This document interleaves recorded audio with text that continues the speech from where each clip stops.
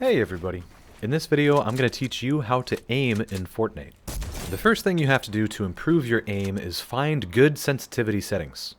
Compared to other games, finding good sensitivity settings is a lot harder in Fortnite. In Overwatch or Counter-Strike, for example, if you get into a close range fight, there's usually still a few feet of distance between you and your opponent.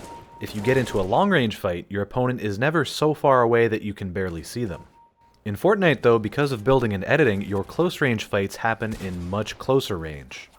And because the game is a battle royale on a wide open map, you'll often find yourself shooting at players who are so far away, they just look like 3 tiny black pixels on your screen. So how can you choose a sensitivity fast enough to quickly turn and shoot in close range, but also slow enough to accurately hit shots from hundreds of meters away? The answer is simple, you can't. It's impossible to do both unless you split up your sensitivities. First, take a look at your general hipfire sensitivity. This number has to be high enough for you to quickly build yourself into a box and make fast edits. If you play on mouse and keyboard, try to measure the space on your mousepad that you're comfortable using. For me, that space is about 20 inches or 51 centimeters wide. When I use that whole space to turn my camera, I turn about 1.5 rotations. Make sure to set your hipfire sensitivity to a value that lets you turn at least one full 360-degree rotation, but no more than 2 full rotations.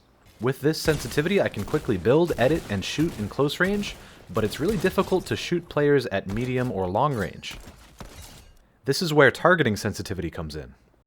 To aim well in medium or long range, you have to decrease your targeting sensitivity. I recommend setting it at 50% or less.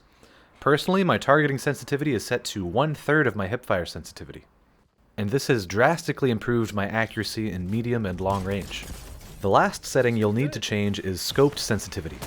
Sniping in Fortnite doesn't really work in long-range fights. Sure, if a player 200 meters away is standing perfectly still, all you have to do is aim at the second tick of the crosshair and pull the trigger, but if they start running, turning, jumping, it becomes a lot harder to land shots on a player so far away.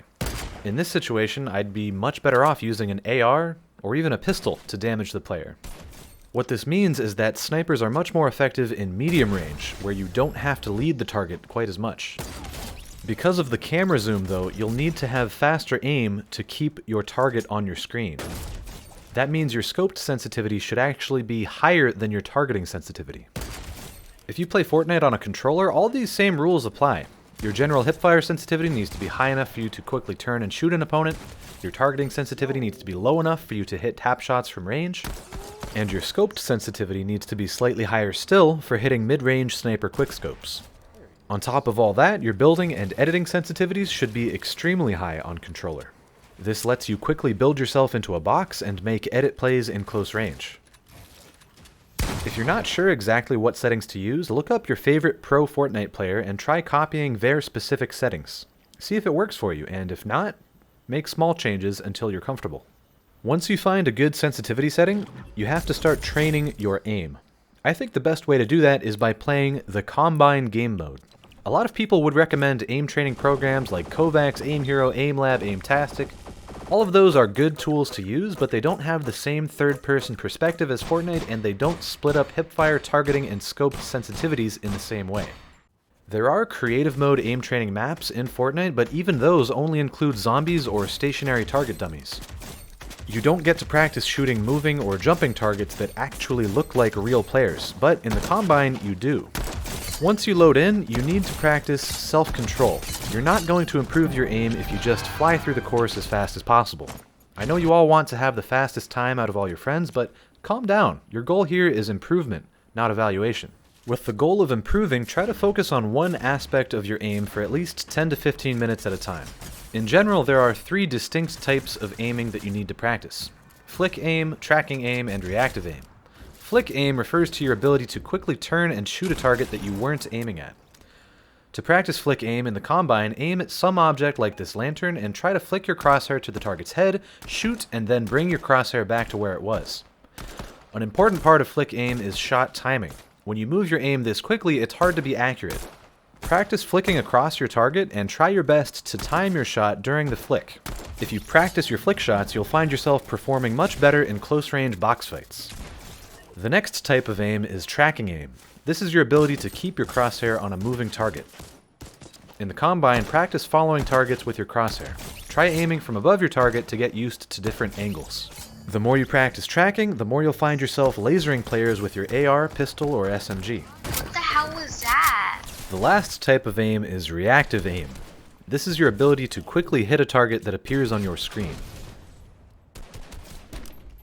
That was pretty cool, man. In the Combine, practice this by hiding behind cover. Your goal isn't to right-hand peek your target like this, but to make sure the cover blocks them from your view. Move to the left or right and try to quickly shoot the target once they appear on your screen. This will help you react faster in situations where an enemy player surprises you.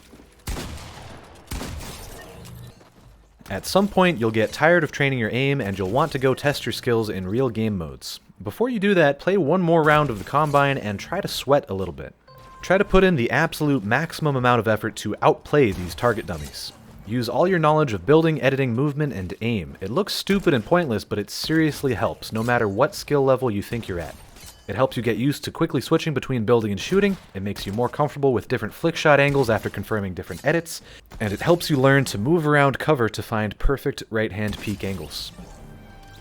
Once you get bored of training your aim, try practicing against real players. If you struggle to land mid-range or long-range headshots, try playing Team Rumble. Box up center zone with an AR and start taking tap shots.